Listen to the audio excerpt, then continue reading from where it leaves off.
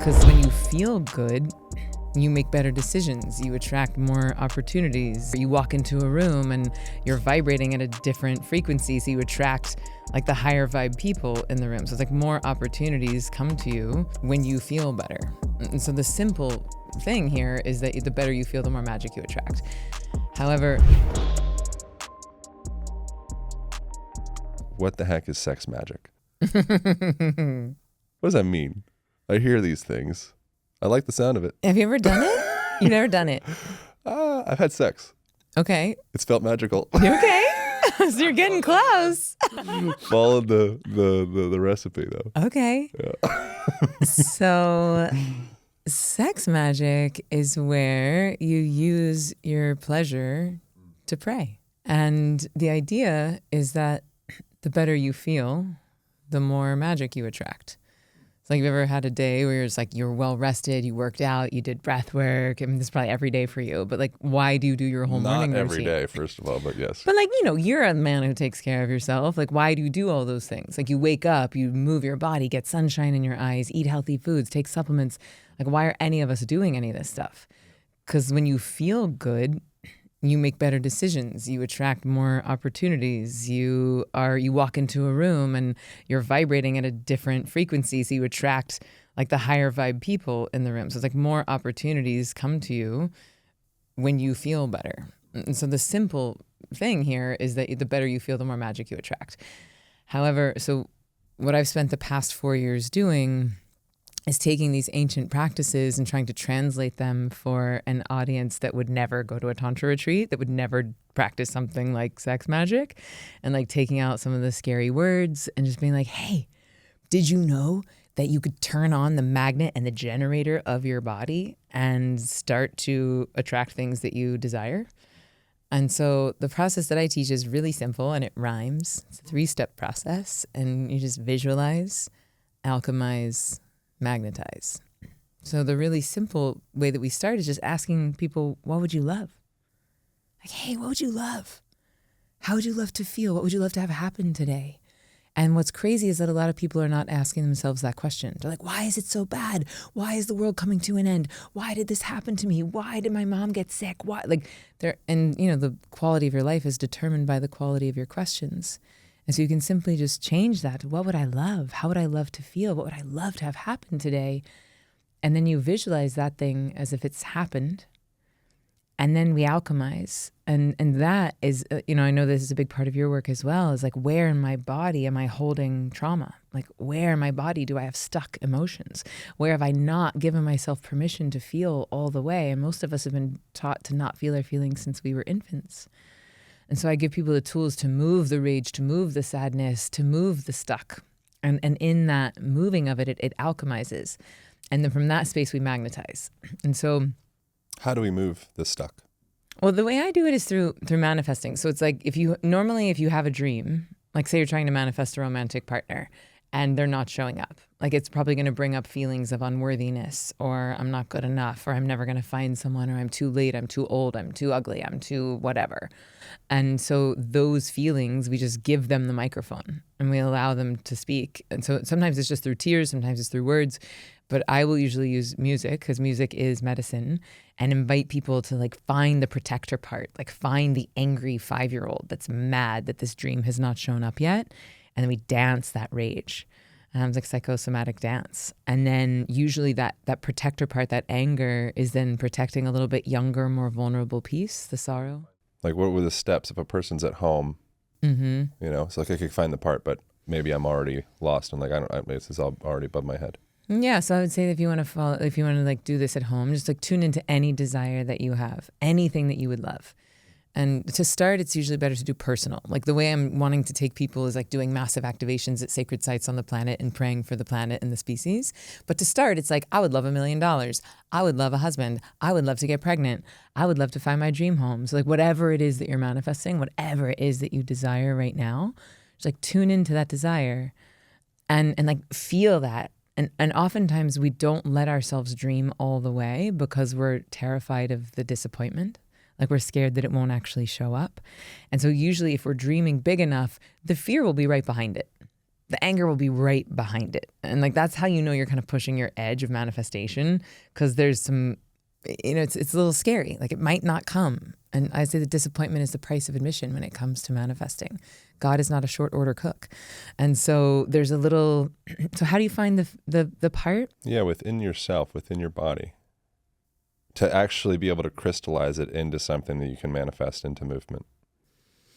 Oftentimes, and to be honest, every time I do this, I'm like, I'm fine. I'm not angry. I don't have any anger in me. I'm totally good. And then I put on one rage song and like full blown, like just like lifetimes of rage comes out. So sometimes the music is the alchemist for me. Sometimes the music kicks up, or like, we're all tuning forks. Right. So you put on the music and it changes the resonance in the room, and it will activate those things inside of your body. So oftentimes I'll use music to find the thing. Oftentimes when I do this on our retreats, we're doing it in a group. When I do it in Ziva Magic and the course, I'm leading people through it. So I'm actually guiding you through it. But sometimes if you don't know the practice yet and you've never been guided through it, I would say music will help you. Just put on 9 Inch Nails, put on like any death metal, and then just see. Just start punching the air. Just start kicking the air. Start punching a pillow. Start silent screaming. I used to be an actress. I was on Broadway for 10 years, and I would have acting teachers that would say, sometimes you punch the desk because you are angry, and sometimes you're angry because you punch the desk. So you can work inside out, but you can also work outside in. Like, I don't know anybody that's like actually transmuted the entirety of their lineage's rage. Yeah. That's like, was it William James, the old, he's like, what, I think, yeah, Sir William James. That was the fellow. I read about my book, actually. I just wrote the book a long time ago. I forgot his name. He pioneered, I think, some of the concepts and ideas around that we move ourselves into feeling as opposed to like we feel ourselves into movement. So it's like when you see a bear, you don't just experience fear in between your ears. It's not just like a brain thing. Like, you experience fear and you express fear through clenching of your hands or clenching of your masseter or your traps or any of the different things, or changing augmentation of your breath. And therefore you can also kind of regulate yourself from a bottom up approach and take control of your body and regulate your felt state. Yes. But most folks would probably align with like, no, I experience the fear of that bear like in my brain. But it's actually from what William James would suggest, and it sounds like kind of what you're saying a bit here as well. You're actually moving yourself into that felt experience. I think you can do both. Both. Yeah. And I just interviewed Dave Asprey yesterday on the podcast, and he was saying that it's actually the mitochondria that's having the reaction, like before anything conscious is happening. He loves talking about mitochondria. But, Amy Cuddy's work as well. She did the TED Talk about power poses. She said, sometimes you could, be confident and puff out your chest and go into Superman pose, or you could go into Superman pose and create confidence in your body outside in. And so with this case, it's almost like emotional hygiene. I have a question with that. I wonder if sometimes people in like the spiritual esoteric space could just be exacerbating and perpetuating quote unquote trauma and digging themselves into like this endless pit of my trauma. And where perhaps they're like moving themselves into these experiences and trying to find all of the fear and all the guilt and all the shame. And if you try to find the thing, you will manifest and create the thing, and you'll just keep on digging into this endless pit of emotions that you're actually perhaps even like creating yourself, compared to a person that might be a little bit more like, what if we just lighten up a little bit? Look, I'm all for lightening up. And I would say I'm like I'm historically like a world-class spiritual bypasser. Like, I am like, yes, love and light, and let's find the joy, and let's find the lesson in this. And what I've found is that if you're willing to just put on like 2 songs, like just like rage it out for a song and cry it out for a song, the amount of lightness that you create on the other side, the amount of joy, the amount of bliss, the amount of ecstasy that is available to you if you're willing to take 90 seconds for some emotional hygiene is wild. Like and to me, it's like the deeper that you're willing to go into the darkness, the more space you make for light. So for me, it's not about dancing in the dark. It's not about re-traumatizing. It's not about staying in the dark. It's about, if you are not willing to go into that, if you are not willing to feel the full depth of your pain, there is no way you can reach the full height of your ecstasy. That's why BDSM is a thing. Tell me more about BDSM. Well, let me finish this one first, and then I'm happy to go into BDSM. So visualize, right? Just what would I love? Picture that thing is done. And then we alchemize anything standing in the way, the rage that it hasn't happened yet, the sorrow that it may never happen. And it's like a 3-song dance party.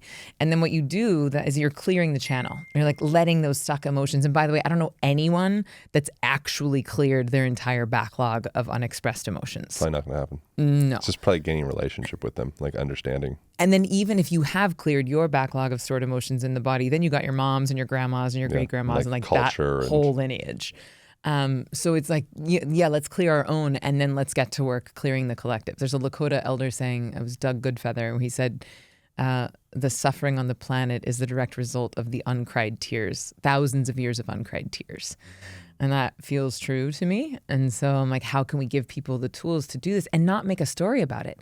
Like, that's what I love about moving it through the body. You don't even have to be identified with the story. You can just feel it. And then what I find is that the feelings are actually meant for feeling. Yeah. There's a William Oslo. I think he's another Sir. William Oslo, I'm pretty sure. I only deal with knights. I only quote knights on my show. How do I sign up to be a knight? Who do I talk to? How's that work? Could you? I want to talk about that. You know who knows is Robert. Robert Edward Grant has been knighted 3 times. 3 different countries. Yeah, Oslo. He's another considered father of modern medicine or something. But a quote from him that I like is the organs cry the tears the eyes weren't willing to. Something like that. Ooh, the organs cry the tears that the eyes aren't willing to. I'm going to finish this Visualize, Alchemize, Magnetize, but I will say that I went to see the Dalai Lama last year, flew, many, many hours to Dharamshala, India, landed, was talking to my friend Liz at breakfast, and I said out loud, I said, I think I need to just go to the woods for a few days and cry the uncried tears stuck in my back, because my lower back has been having a thing, and I think it's just uncried tears. And then I promptly tested positive for COVID and was quarantined in the woods for 3 days and almost missed my chance to meet the Dalai Lama, because you don't want to be that girl that murders the Dalai Lama with your COVID. Or immunizes him. Yeah, I mean, he's 81, so I'm not willing to roll those dice. But anyway, I did in fact spend a lot of time crying my uncried tears, and had a great time. So we visualize, then we alchemize through movement, and then we magnetize. And the way that we magnetize is by tuning into the pleasure in the body, turning on again the magnet and the generator of the body, which is the hoo-ha. So what I was going to say is that the heart, the electromagnetic frequency of the heart is 5,000 times stronger than that of the head. And that is exciting to me, right? Because a lot of people are visualizing and manifesting just neck up. They're just thinking about the things that they desire. Is this Heart Math Institute stuff? I mean, what Heart Math is all about is coherence. Right. And I'm like, yes, coherence. But for what I'm doing with Ziva Magic is getting head, heart, and hoo-ha all into coherence with each other and then pointed towards the dream. So it's you're very clear in your head about the vision. The heart, you're feeling the emotions of what it would feel like to have it done. And then you're turning yourself on. You're creating pleasure in the body. And then through that pleasure, not only are you creating the magnetism, but also, so basically you then bring yourself into peak states of pleasure, either through breath work, through movement, through sound, through energy, or you could even do manual stimulation. You'd actually physically pleasure yourself into orgasm. But then what happens is then you come back to the dream. You come back to the vision from this peak state. And then what happens is that the dream starts to feel safe in the body. So when the opportunity comes, which it will, but otherwise you wouldn't have the desire, you can greet that opportunity like a long lost lover or like a friend, or it feels safe in the body versus oh no, this thing can make me or break me.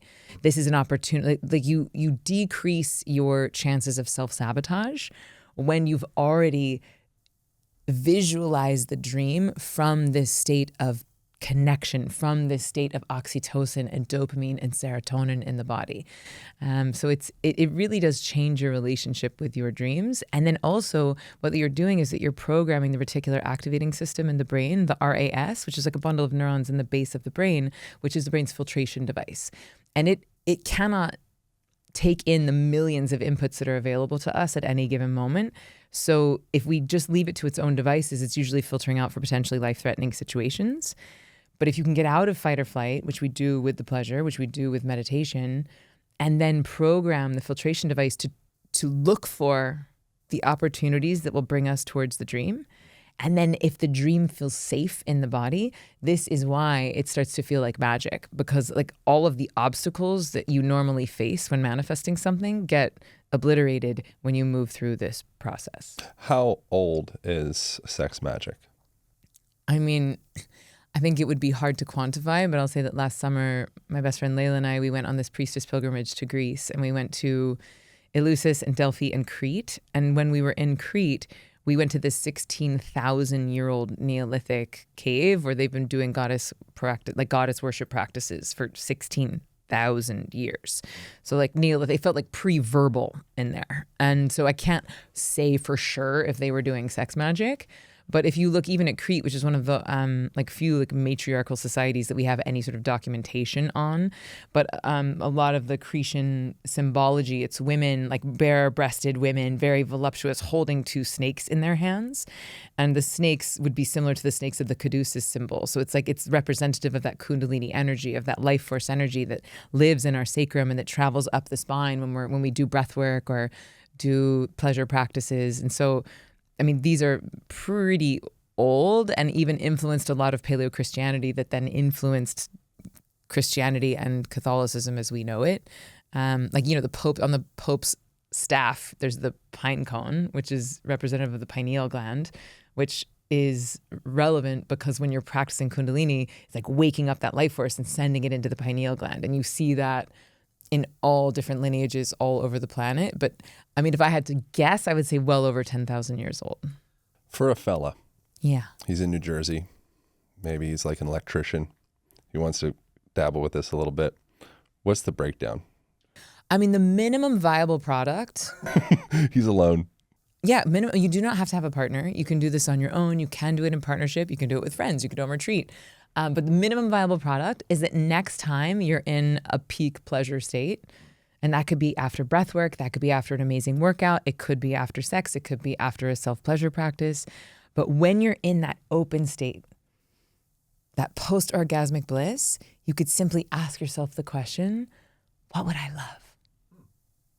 That'd be the simplest minimum viable practice. Would it be something that would be happening during said self-pleasure experience, i.e. having a tug?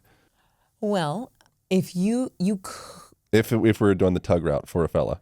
Yeah, so if you want to make a full ceremony about it, and this would go for all genders, if you want to make a ceremony, what I would recommend is really make a ceremony, light a candle, write it down, say it out loud, do a prayer, whatever that means, to your higher self, your future self, God, goddess, whatever you pray to, that which cannot be named.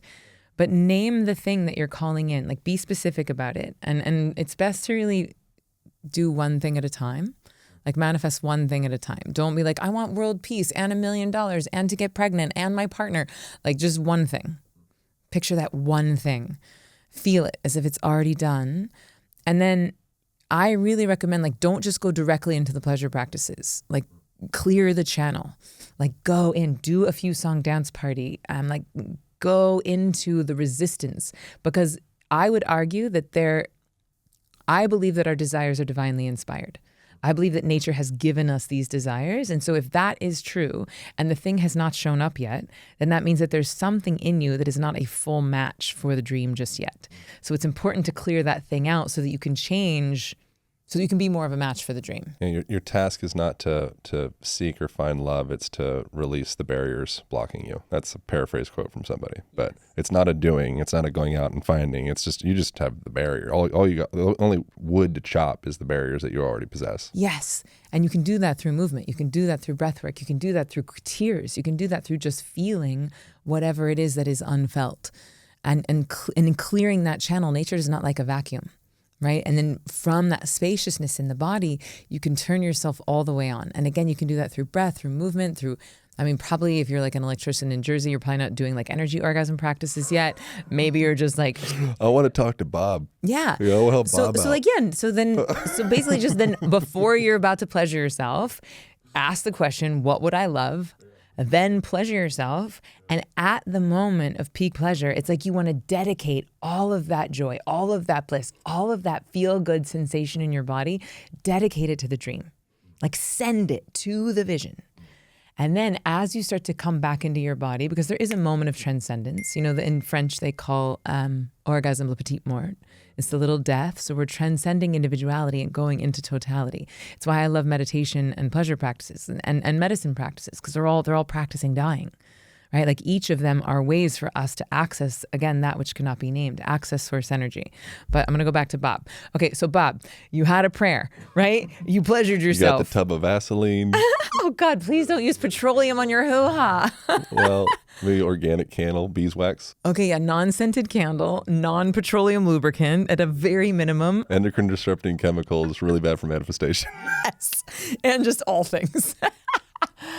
And then at that moment of peak pleasure, you then send the energy to the dream. But when you come back into your body, feel that dream as if it's already done. Come in, imagine it, feel it, see it, taste it, smell it, hear it.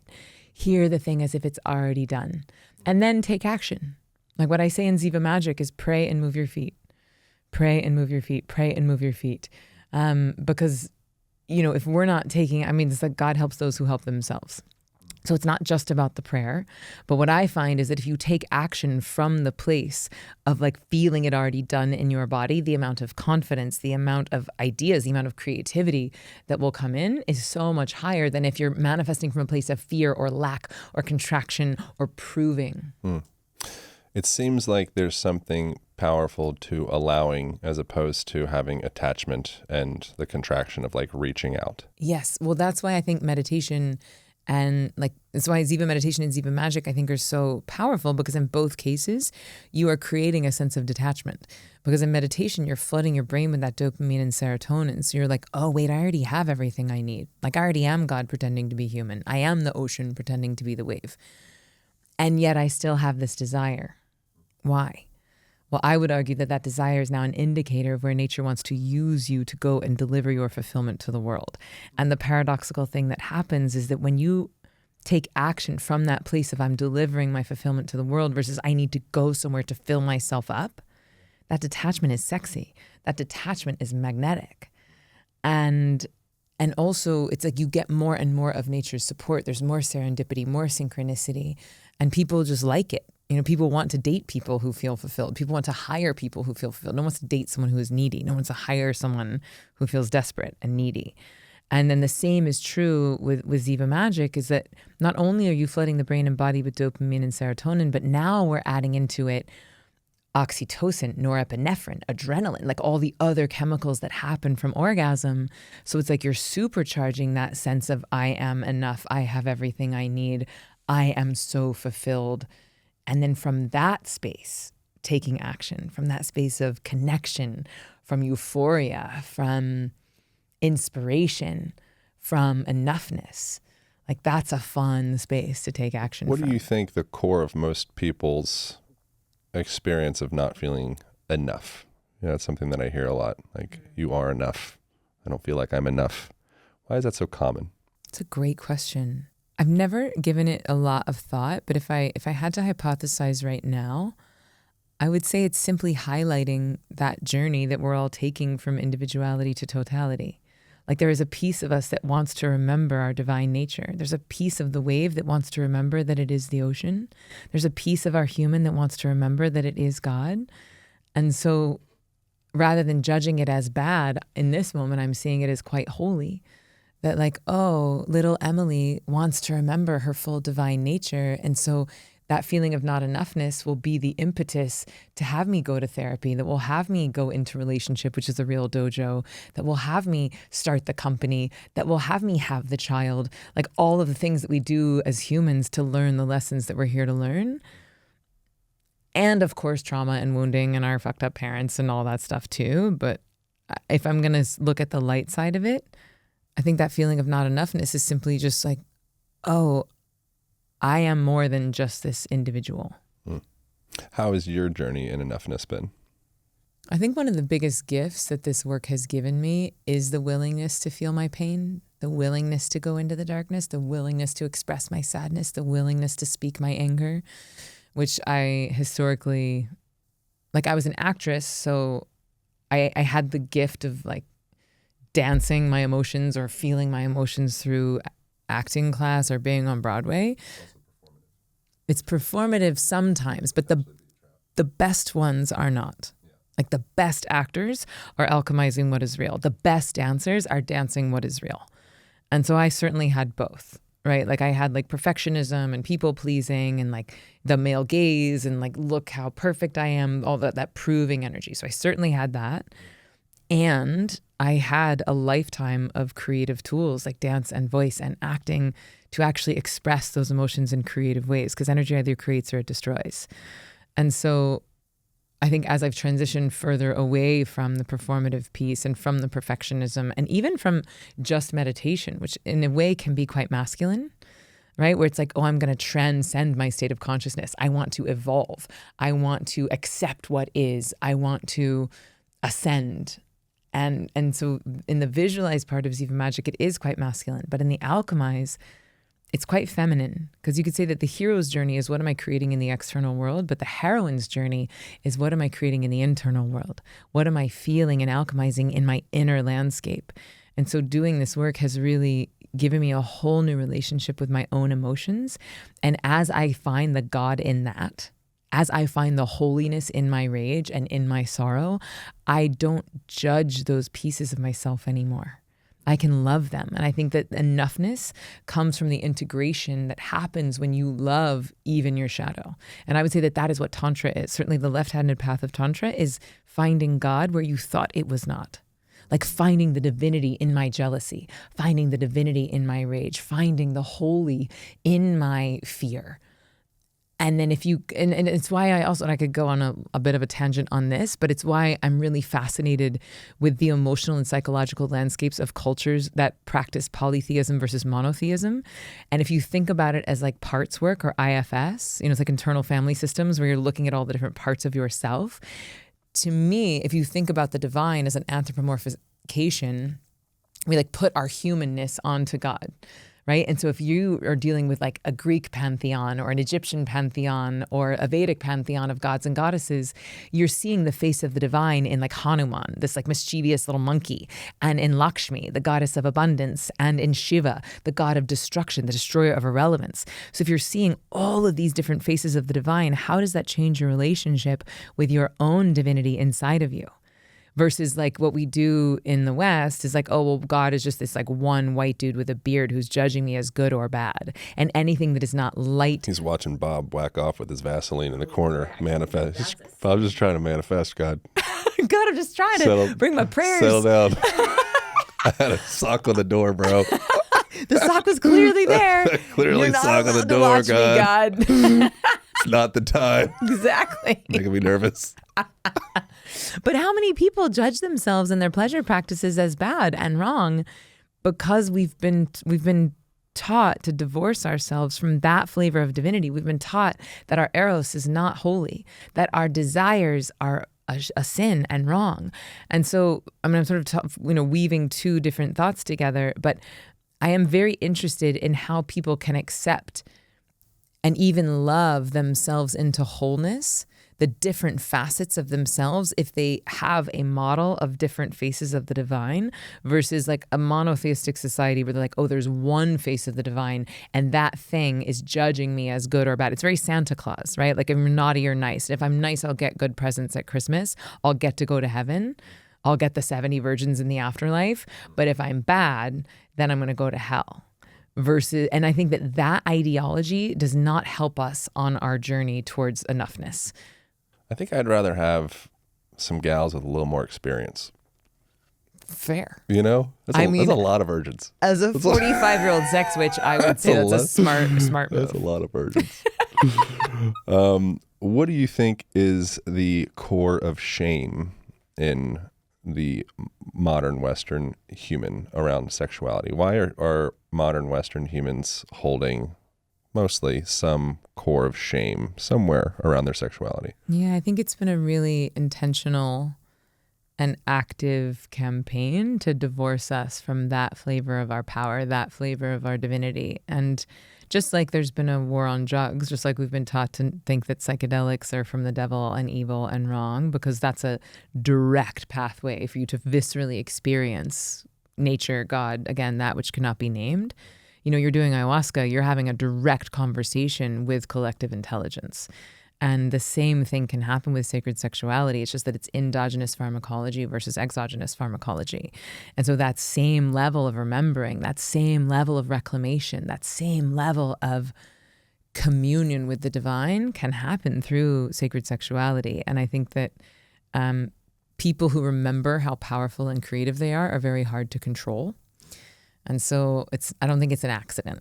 And similarly, you could argue that a lot of these internal practices, a lot of these sacred sexuality practices would be associated with divine feminine or goddess worship or some of the pagan practices. And the divine feminine has also been actively removed from our history. The Magdalene Gospels, they've been etched out of the stones. The pages have been ripped out of the books. And she was teaching practices similar to these.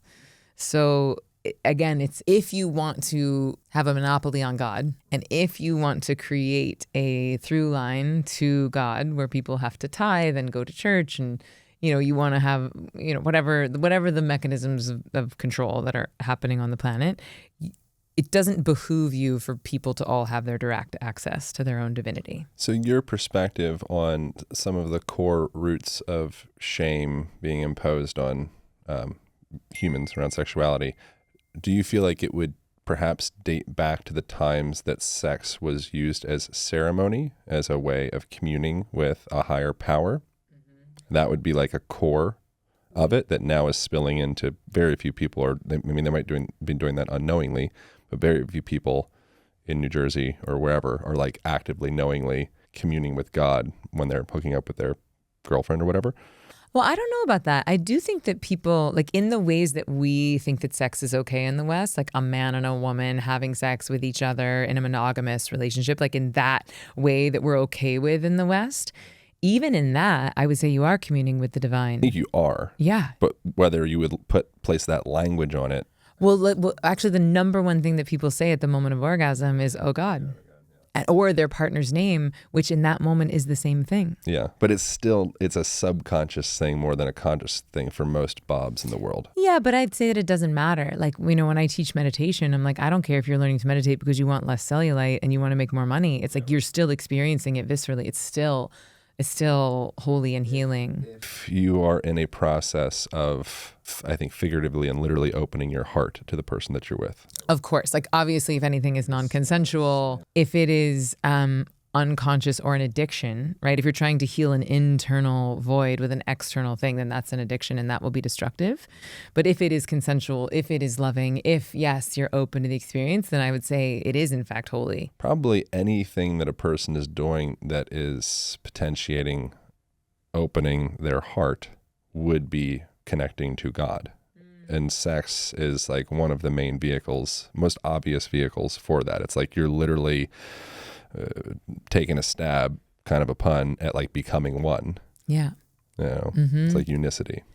And I think that if we go back to the original question of like what was happening, thousands of years ago, like we weren't living in nuclear families. We weren't living in cul-de-sacs with houses. We were living in caves and in tents, and there was a more communal nature to everything. We were raising kids together. We were breastfeeding each other's children. We were likely having sex with each other. Do you know where hippies have sex and what they say afterwards? Tell me. Intense. Yep. You got my first snort. Got you. Intense. I like it. Intense. But you got to think like, if you're all in a cave, like grandma's over here, Uncle Ned's over there, you're sleeping in your parents' bed until you're 6 or 7, like there's just a different level, just like we were around birth and death more, we were also around sex more.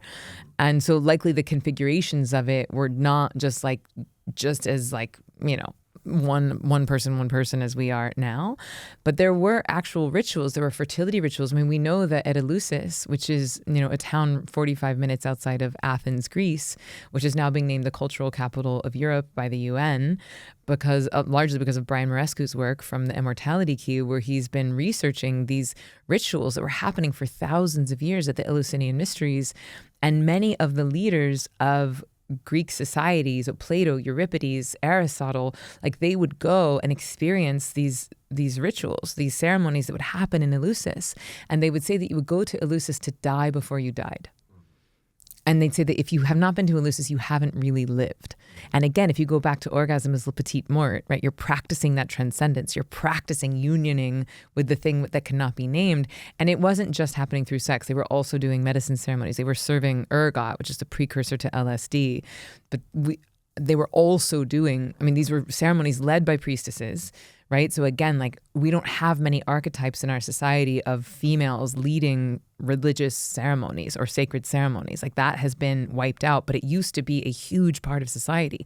The oracles of Delphi, the kings, the generals would go to get counsel from these women who oftentimes were in altered states, either from sacred sexuality practices or medicines, or sometimes they were crones. They were women who were not menstruating anymore. So that all of that creative life force that could go into birthing another generation, then they had reclaimed for themselves. So like the wise woman, the medicine woman, the elder women have this way, this portal to the divine that we've, again, very much like shamed and diminished and ostracized in our society. Like women become invisible once they're not menstruating anymore in our society. Not all of them, but a lot of them. Right? Like, I mean, look at Hollywood. Like, this is very recently that you have a woman over 40 on camera in a Hollywood major motion picture. And largely that's happening now because of Reese Witherspoon and Oprah Winfrey and Angelina Jolie, the women who are then in their 40s and producing the films themselves.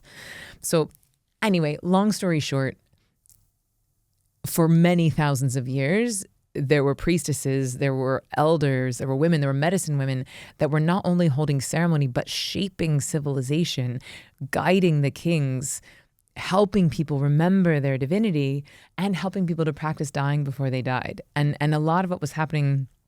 So we also went to Pan's cave when we were in Greece last year. And Pan is like the Greek god of revelry, hedonism, wine, like orgiastic pleasure. You know, it's like the goat god, right? And Layla shared this with me, but she said that Pan was actually the hardest god for the Catholic Church to remove from the pagans. So they'd given up all the other gods and goddesses as they were starting to convert the pagans into Paleo-Christianity and to Catholicism. But Pan, they wouldn't give up because he was the most fun, right? It was just like, oh, we're having the best time. Like, we're not going to get rid of Pan. And then they turned Pan into the devil. There is no devil in the Bible.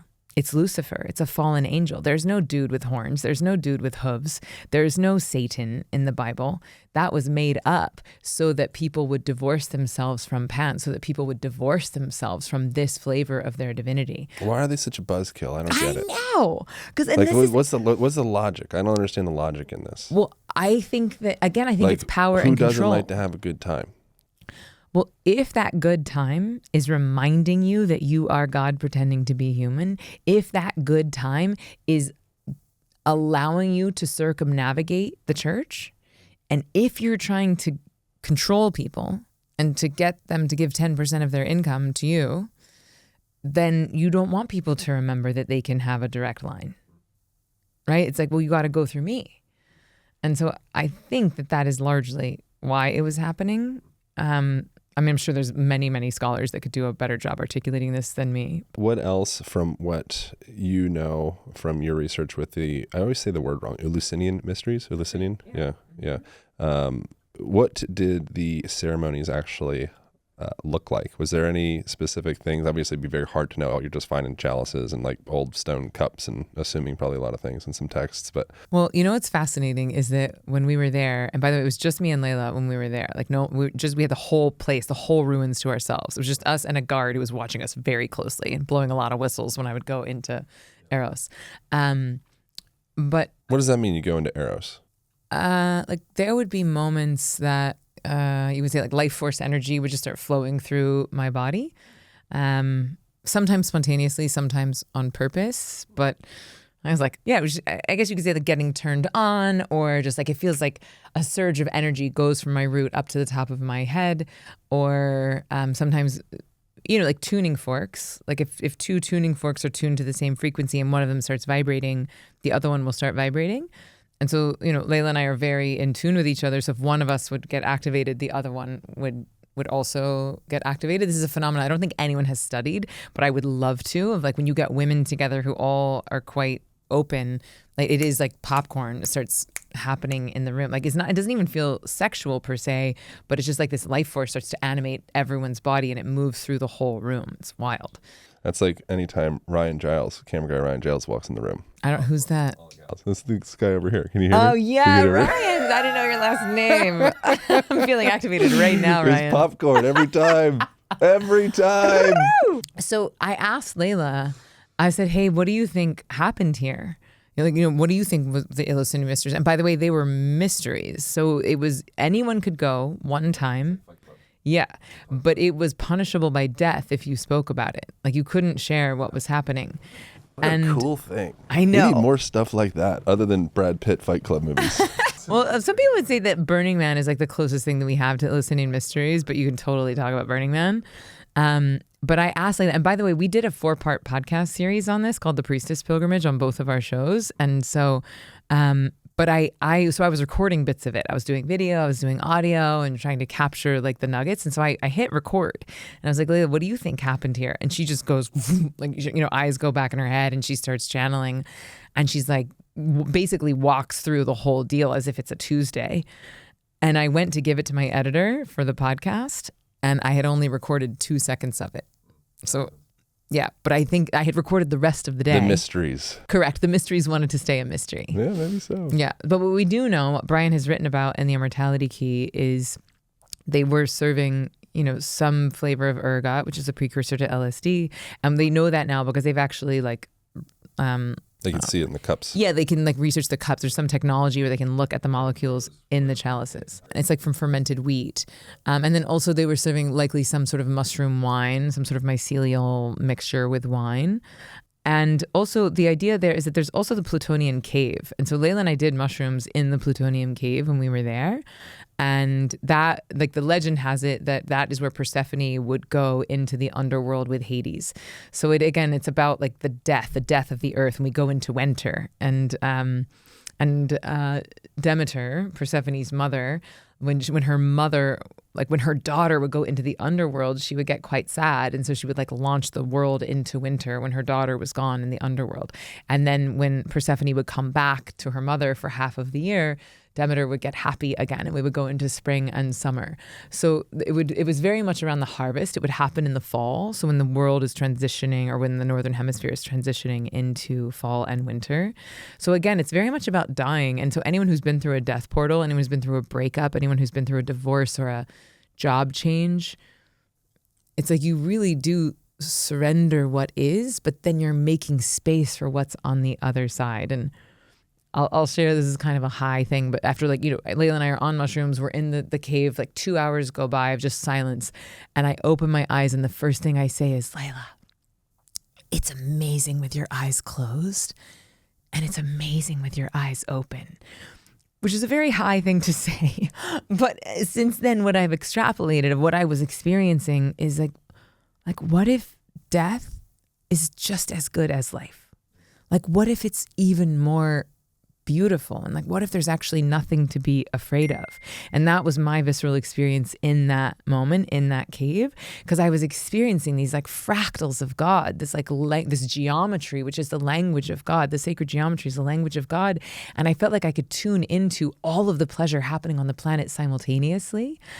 And it felt like, oh, there's nothing to be afraid of. And if you can really look death in the face, if you can really truly face your own mortality, I do feel like the liberation that happens in the precious time that we have left in these bodies becomes so much sweeter. But if you spend all of your days being afraid of death, afraid of change, afraid of loss, then there's no way you're going to let yourself live full out. Yeah, it's beautiful. It feels like, as you're speaking about tapping into all of the beautiful things on the planet and all of the joy and the pleasures and such, it seems like the move is to be the most, the highest expression for a person would be to have non-attachment to that, as well as all of the turmoil and the war and the pain and the fear and the shame and all of that. And it's if you're in this dance where you're like trying to find the good, then you're probably going to actually be feeding energy into the bad. And it's always going to be this contractive push-pull dynamic. And like the dying before you die thing would probably be, some iteration of that could be loving all of the pain and loving all of the shame and loving all of the guilt and loving all of the war and loving all of the ways that you don't love yourself, loving the ways that you don't love yourself. And then just like, cool. And I equally love, all the sweet things and that baby and that puppy. And like, I love that. But like that, I think, to be in that place, and then also not having judgment on yourself when you kind of, flub up a little bit and prefer things that, warm baths instead of like, whatever, getting lashings on your back or something. Depending on who's doing the lashing, I guess. Yeah, I mean, you probably, I don't know what your preference would be between the two. I don't know, lashings could probably be a good time. I'm not really a pain lashing. kind of gal. Like I barely like mild salsa, but I'm learning. My threshold for pain is getting bigger. But thank you for articulating that so beautifully. And I think what you just described as equanimity, right? It's like what you get to in Vipassana, on like day 5 or 6 when like the pain is so intense. There's like a few days that most people leave. I think it's like day 4 and day 6 is most people leave. Or they break through to the other side and have these like waves of full body orgasm and bliss and like this divine love. But it's hard to break through to the other side. And I think exactly to your point, if you're trying to resist the pain, then you create hell. If you're trying to resist the death, then you create hell. But if you can actually die before you die, release the attachment before you die, then you can be in heaven right here, right now. And then you're right. Then the trick is don't chase that. Don't chase the bliss. Same in meditation. It's like, don't try to avoid the thoughts. But then when you experience that bliss and transcendence, don't chase the transcendence. Same thing in pleasure, right? Like don't avoid the pain, go into the pain. But then when you experience the pleasure, don't try and like make yourself have the pleasure before it's there. And like this is the cosmic dance. It's why meditation and pleasure are the playgrounds for life. And I think that the more we can practice these things in intentional ways, the easier it is to surf the waves of life. And I think to your original question around worthiness, right? Like what you just said is worthiness. Like I'm loving this piece of me that doesn't feel like I'm enough. I'm loving this piece of me that hates that person. I'm loving this piece of me that hates. And that becomes the teachings of Christ. That goes back to like actually like OG Jesus stuff. Which you could, so if you want to go back to the divine feminine, like Mary Magdalene was like the feminine Christ consciousness. She was one of his like, not, she's taught in many lineages as a whore, but she was actually like she was not only a disciple of his, but a love of his. Like they were tantric lovers. She was initiating him. She was a priestess of Isis. Isis being the Egyptian goddess of fertility, sex, magic, and sex magic. So sex magic and sex magic. And a lot of people, I did not know this until very recently, but there's a beautiful book called The Magdalene Manuscripts where it's a channeled text by Tom Kenyon, but they go into all the practices. Patriarchy. Tom got him. What's that? Oh, it's just that it's a guy channeling Mary. Well, the patriarchy. I don't think it matters what the gender is that is celebrating the goddess. I'm here for all genders being in worship of the goddess. I think it's necessary, actually. But there's also the Gnostic Gospels where, at least the ones that we can find. Again, a lot of Mary Magdalene's teachings were literally etched out of the stone and ripped out of the books. But a lot of them were about connecting the head and the heart. They were about using your pleasure to pray. And so, look, this stuff is hard to fact check because it's been so violently removed from our history. But a lot of people, and certainly in these channeled texts, would argue that Mary Magdalene was initiating Christ in these ancient practices and like teaching him to use his life force. That's why he could come out of the cave, that he could like bring his body weight. Like the yogis in India, like the advanced meditators can take their breath down into like almost death-like states and stay in that for weeks. Aeritarians, breatharians. And this is, people could do that now. People have been doing that for thousands of years. And then also we know in Tantra and in Kundalini, you can then use this life force to activate very high states of consciousness. So, there's some missing years where we don't know where Jesus was. And a lot of people say that he was in Egypt and in India, that Magdalene and Christ were in Egypt and India. And so, yeah, it's a lot of speculative, exciting teachings, but I think that our myths matter. Because if we don't have any mythology of the divine feminine, if we don't have any version of female Christ consciousness, like what does that do to you if you're in a female body, right? Like if your only archetype of the divine is male, then if you are not a male, it's harder to identify with the divinity inside of you. And so I think that it matters the way that we anthropomorphize God. A curious question that I have, which would probably be most questions would be curious, for gals that I respect, which you'd fall into that category, is if there would be a thing, like a standout thing for you that you feel like women experience that men probably wouldn't be able to understand, what would something be that's kind of like a mystery to men, but women are experiencing? I mean, the reality is that if you have a womb, you have a matrix point to the unmanifest. Like you have a portal between the manifest and the unmanifest. And that is one of the holiest things that exists on our planet. And I think for all genders to be in reverence to that is an opportunity. It's an opportunity to worship the divinity inside of these human forms. So I'm reading this book right now called Womb Awakening, and I've read it like 7 times in a row. Like I'm just listening to it on Audible again and again and again. And it's so potent and such a reclamation.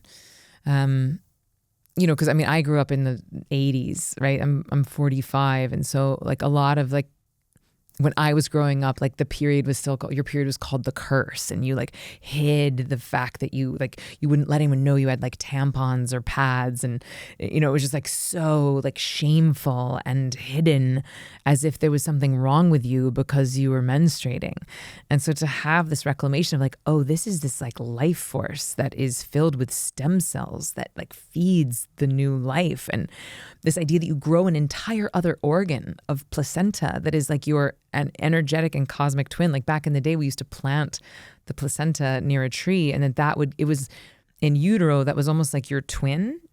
And so if your placenta got planted in the earth, then it creates this connection between you and the planet. And because we don't do that anymore, we just like incinerate people's placentas. It's like severed our connection with the planet. And so I think that there's all of these ways that we could be reclaiming not only our relationship to the feminine, but also our connection to the earth. And if we could just love into integration a bit of the misogyny that has happened on the planet, it would really advance the species. I'm interested in the question of how good can it get? Like, how good can it get? And I have a theory that if we can rebalance the masculine and feminine energies on the planet, that we could all be experiencing something a lot more akin to heaven on earth. And then last thing I'll share is that the thing that feels like, at least in my experience, it feels exclusive to women, I've not experienced it in men, is that like tuning fork frequency, that if you have a room of women who have had their life force awakened, that have this like kundalini online, that know how to channel Shakti energy, which is like divine feminine energy. If one of them gets activated, then the whole room gets activated. And like that is a fun thing to experience. And I don't know anyone who's researched it. And yet every time I'm in a room, depending on the women, it happens without fail.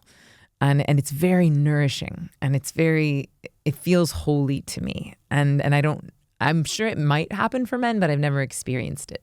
Probably, I mean, we're always attuning to each other, so we're always kind of like mimicking each other in some way. And there's probably something within that of like permission as well, and it's like probably there's a lot of energy that a person would hold within themselves that could feel very pleasurable or very expressive, and it's kind of like you go to a dance party and you want to dance, probably like everybody I think wants to dance. But then enough people, like 2 people, 3 people get on, there's a certain point where it's like, okay, like it's safe to dance. I could see there being something like that, like the women that you're with having tapped into this sensation that feels so good, and like having desire to experience that, and almost it just being like a granting of permission in a way. It's like, like open the well, like it's okay. Yeah, and I think that that's actually the role that the masculine can play in those, because it's like, to me, the masculine, irrespective of gender, the masculine is the container, it's the structure, and the feminine is the flow. So even at a cellular level, it's like, if you look at an atom, it's like the masculine is the matrix, it's the architecture of that. And then the feminine is the light and the energy that comes through. And so if you're in a room of women and men, like the men can be the structure, can ground into the earth, and then allow that life force to move through in a way that can feel balanced and even ecstatic. I love it. Emily Fletcher. That's me. Thank you so much. Thank you, Aaron Alexander. So you are the founder of Ziva Meditation. You are an author. You're very prominent in all the worlds. Like, where's the best place for people to go deeper into your work?